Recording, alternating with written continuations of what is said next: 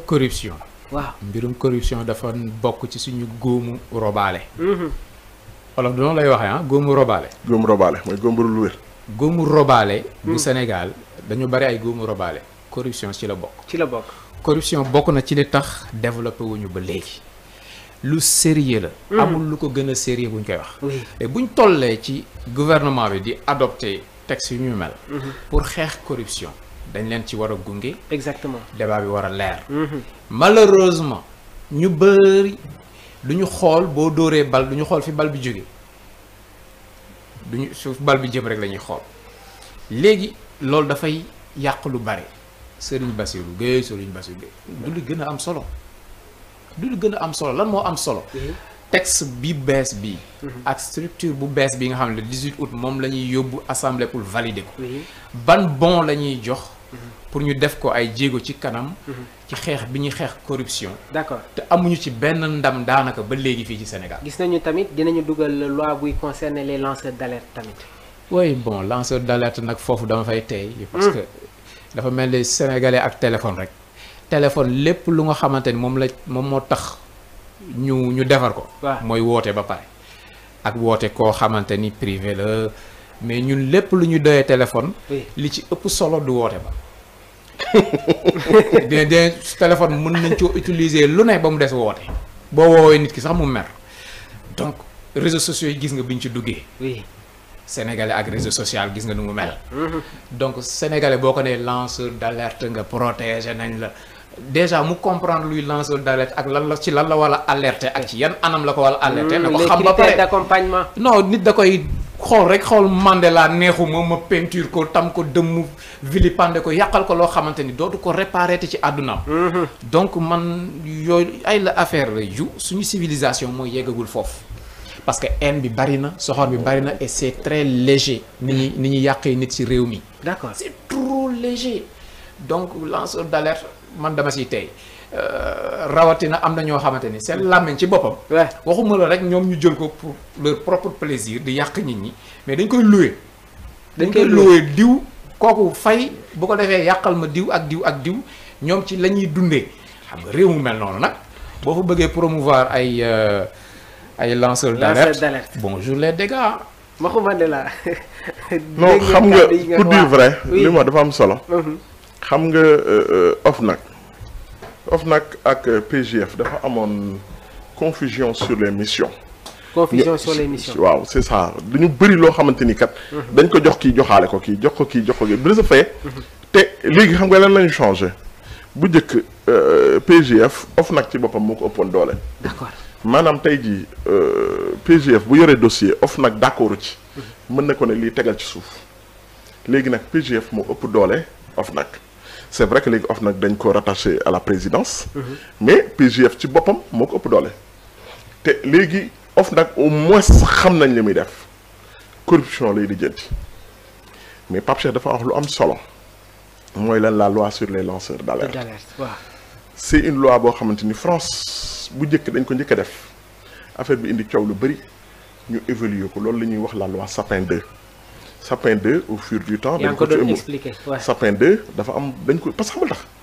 nit ñi parfois pour leurs intérêts France pour tes intérêts maanaam yàgg Pape Cheikh Sylla yéen a ngi xëccoo lenn nga bëgg ko yàqal nga wax ko pour ñu téye ko créer ko problème pour yow nga dem il faut que l'intérêt soit désintéressé maa ngi jégalu ci répétition bi. il faut que l'intérêt soit désintéressé maanaam li ngay wax nii lenn rek moo ko motiver mooy lan à ce que ne askan wi jot ci li mu moom.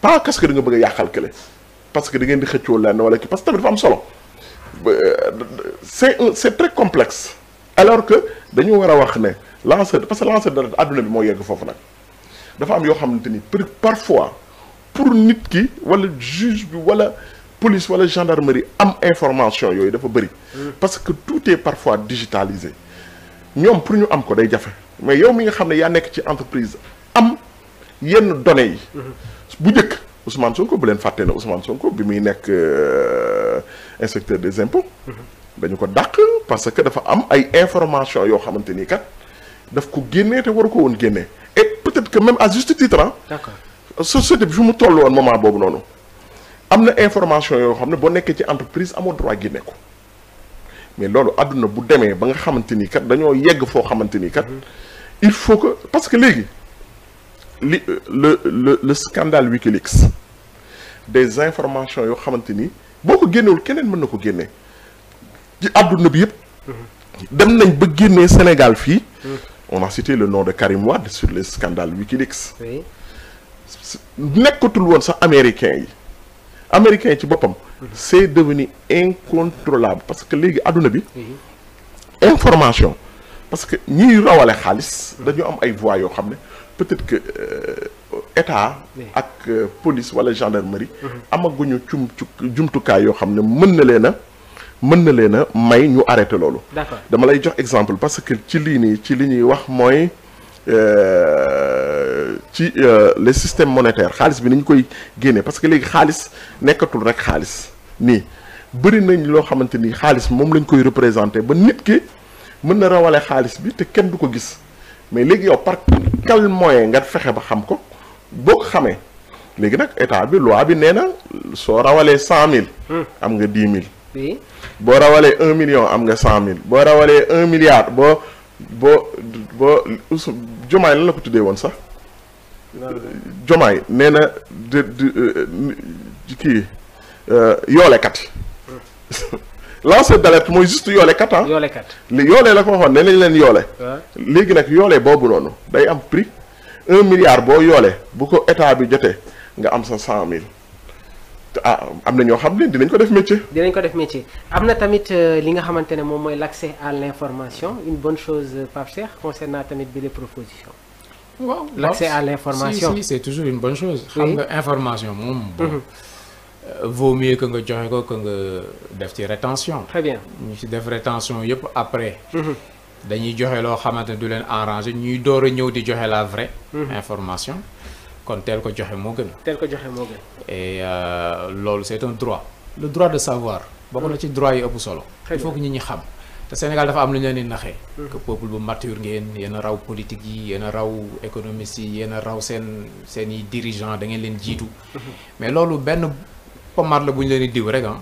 dans le fond dans la majorité ñu ci bari xamuñu ban heure a jot de. d'accord alors laataa ñuy wax rapidement tamit sur la mise en place d'un large front citoyen xam naa foofu la ñu war a terminer suñu jotaay une autre information bi nga xamante ne day concerner l'activiste Assane Diouf bi nga xamante ne jot nañ ko condamné ce jeudi par le tribunal de grande instance de Dakar à 4 mois de prison ferme pour diffusion de fausses nouvelles et discours de nature à troubler l'ordre public. Ses avocats nag ñoom ñi ngi annoncé un appel une peine qu'il a d'ores déjà purgée selon ses avocats mais ces derniers ne comptent pas en rester là. Ils annoncent faire appel pour obtenir la relaxe pure et simple de leur client mu nekk tamit une information bi nga xamante ne jot nañ ci concernant ki nga xamante ne moom mooy l'activiste Assane Diouf. une bonne nouvelle na ñibbi ci ay njabootam utiwaat force. dallu ji kaso moom neexul. sur l'aspect communicationnel est-ce que Assane warul changer tuuti ni muy waxee ak peut-être le ton du discours ci wàllu boobu tamit. mënuma ko jox conseil mënuma ko orienter magum jëm la ah Assane moom mag. donc choix am la. xam na lu muy def de. waaw mu ngi ànd ak xelam ak yu ne mel. ku si nekk ak ni ngay exprimer woo ci penc mi. très bien moom am na choix bu mu def bon loolu moom la engagé. d'accord Mahou Mandela la libération de Assane Diouf bi nga xamante ne voilà jot nañ ko condamné ce jeudi par le tribunal de grande instance de Dakar à 4 mois de prison ferme pour diffusion de fausses nouvelles et discours de nature à troubler l'ordre public. Ses avocats nag ñoom ñi ngi lancé un appel ban réaction nga ñuy indil ci wàllu boobu. man personnellement pour man en fait ku ci mel ni Assane Diouf. man j'aime bien quand les gens s'opposent pour man nit ñi. oui dañu war di opposer wu parce que tamit c'est la démocratie. d'accord mais parfois tamit da ngay xalaat yow c'est beaucoup plus tu as beaucoup plus d'utilité dehors qu'à l'intérieur. parce que man su ma wóoree ne lii nii peut-être que saaga la wala leneen su ma ko waxee dañ may jàpp je préfère même ma bañ a dugg ci saaga continuer parce que nit ki tamit am na droit di opposer wu. mais est-ce que opposé wu à chaque fois da nga war a am droit pour saaga les autorités wala pour saaga leneen pour man le débat mën nañ ko élever parce que liñ doon bañal Macky mooy lan ku ko saaga dañu ko war a bañal pouvoir bi parce que saaga yi tamit mën naa ñàkk ci mën naa politique ñàkk ci politique mën na ñàkk ci politique bi nit ki nag libre nga que c'est kaw pouvoir nga nekk wala opposition nga nekk ma ne man kat fii laa bokk d'accord maak ñii ni ñuy defee te dama leen dem pour opposer wu leen mais ne prête pas le flanc parce que ne prêter le flanc mooy lan ñu tëj la ci kaso bi li nga waroon a wax waroo ko parce que opposition bi Assane mën nga d'accord que ne peut-être que jàngam demeewul noonu wala kii mais c'est quelqu'un qui était très présent sur les réseaux sociaux. Il a pris du recul. Oui. Mais il doit avoir, rien que pour sa présence, par sa présence sur les réseaux sociaux, être bénéfique pour l'opposition. Maanaam mu fexe ba naka parce que tamit il faut que gis nga opposition bi pour faire face à Pastef ils ont besoin d'une grande organisation. D'accord. Et que ñuy bañ di prêter le flanc ils ont besoin de tout le monde parce que tamit ils se sont réveillés groggy la défaite de 2024 dafa rëy 54% au premier tour par un parti de l'opposition dafa métti. Donc il faut une organisation pour ñoom ñu génn et l'opposition elle va avoir besoin d'un gars comme Assane Diouf.